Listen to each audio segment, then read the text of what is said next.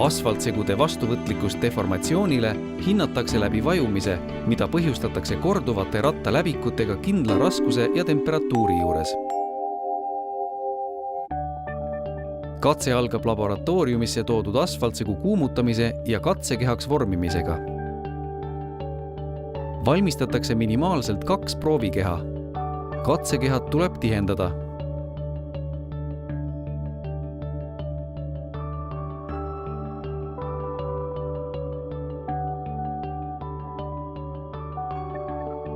Katsetatava proovikeha paksus peab olema võrdne teele laotatava kihi paksusega või vastavalt.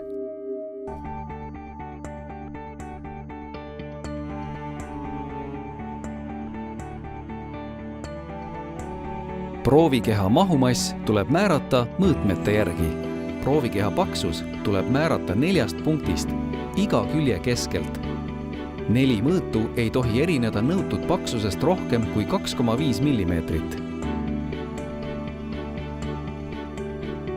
Laboris tuleb hoida proovikehasid horisontaalsel pinnal temperatuuril alla 25 kraadi.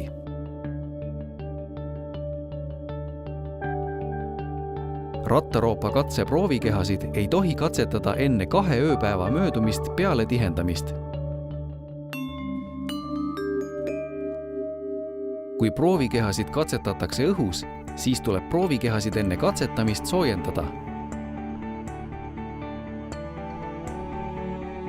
Peale masina tööle seadmist tuleb esimese tunni jooksul teha vähemalt 6 või 7 vertikaalset lugemit ratta vajumise kohta ning vähemalt 1 lugem 500 koormustsükli kohta. Lugemeid tuleb teha nii, et ratas seisma ei jääks. Lugemid fikseeritakse anduritega ja salvestatakse katseseadme juhtprogrammis automaatselt. Katse lõpetatakse siis, kui 10 000 koormustsüklit on läbitud või kui jälje sügavus on 20 mm. Tulemuste arvutamine.